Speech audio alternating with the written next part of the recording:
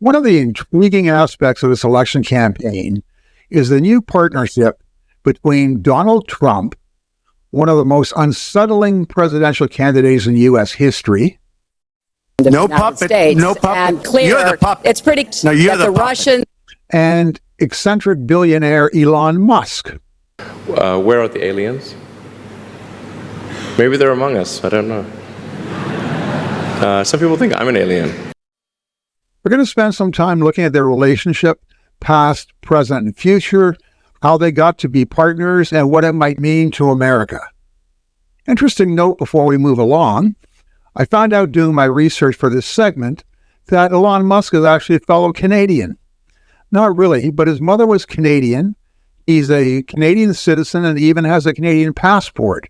Spent 2 years going to university at Queen's University in Kingston, Ontario. Go figure. Okay, so let's move on from there then. Come on up here, Elon. He created the first major American car company in generations, and his rocket company is the only reason we can now send American astronauts into space. Come here.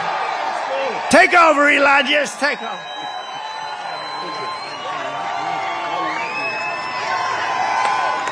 Hi, everyone.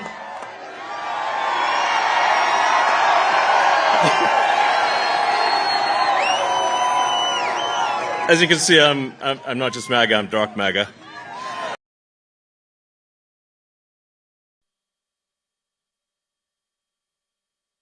You hear in that clip? Trump says Elon Musk is the only reason America can now send astronauts into space. And that's just another great Trump falsehood. No, NASA, the Apollo moonshots, the space shuttle program. Also, there's another billionaire who has a company, Blue Origins by Jeff Bezos of Amazon.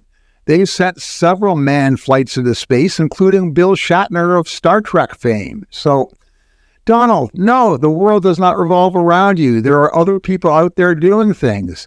Yes, Elon Musk's SpaceX is a major player in the rocket industry, but it's not the only game in town.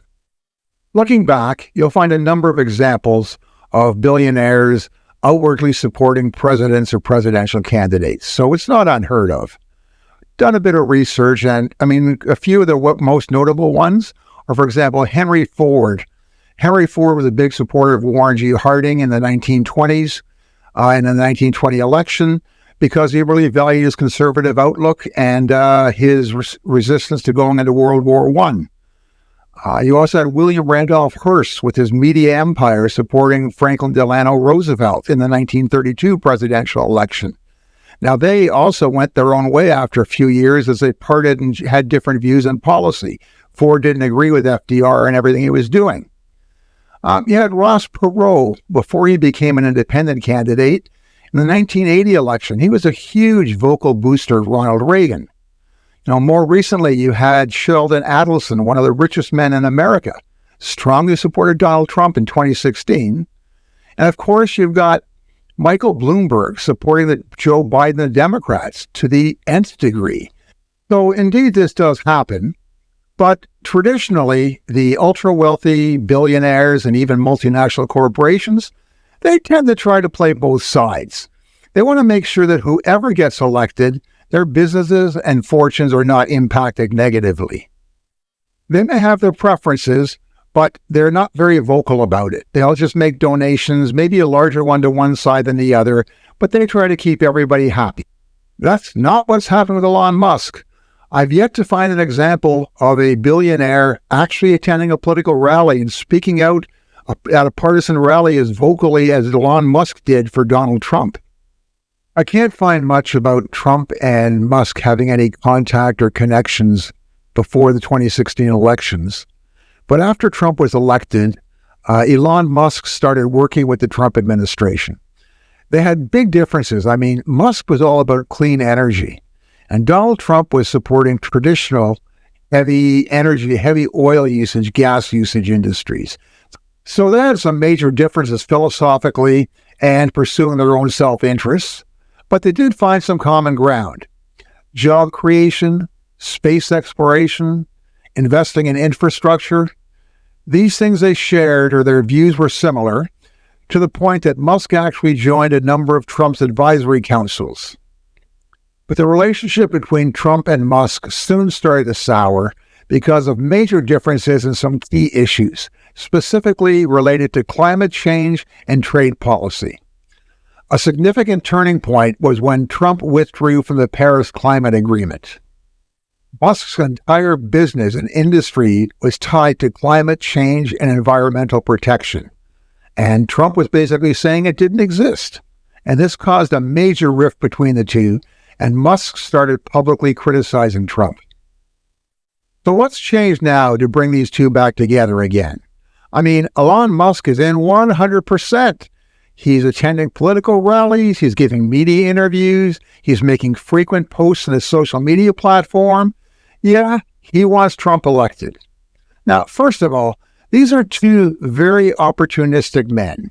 Each one of them is out to get what they can for themselves, and if they can use the other one, all the better for it. Maybe they found a form of mutual gratification. I don't know. It seems Elon Musk was not pleased with the kind of reception he got from the Biden administration.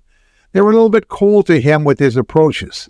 When it comes to the EV program, Tesla was not given priority or special consideration through that. And space program, there's all kinds of government contracts that are being given out. And Elon Musk believes that he'll get an awful lot more of them with Donald Trump in office than with Kamala Harris. I think that's a real big motivating factor why Musk is playing ball with Trump. As for Trump, to be honest, he needs money. His campaign is desperate for money. And reports are that Musk has put in as much as $70 million so far. Who knows what'll come in future? There's already talk about Elon Musk having a major role in any Trump administration that gets elected. You know, I just think that everybody has to be really cautious and concerned about what's going on between those two. If you look at their past history, each one of them in business, in their personal lives, their romantic relationships, these are not men who are altruistic in any way, shape, or form. They are very self-centered, selfish individuals who are out for their own self-interest, and they really do not care about other people, as long as they get what they want. In conclusion, I think all Americans have to be leery of the promises these two make about how they're going to help America and how they care about you and your family. They've never shown any indication of caring about anybody else other than themselves in their entire lives, and I don't think that's going to change. I don't think that has changed. So, America, when you go out to vote on Election Day, and please do vote, think about some of the things you've heard here. Think about some of the things you've heard over the past few months. It's really important. And whatever the outcome, whatever the result is, you're going to have to live with it. So thank you very much and have yourself a great evening and a great week. Before we go, I want to give a special thanks to those of you who stayed right till the end.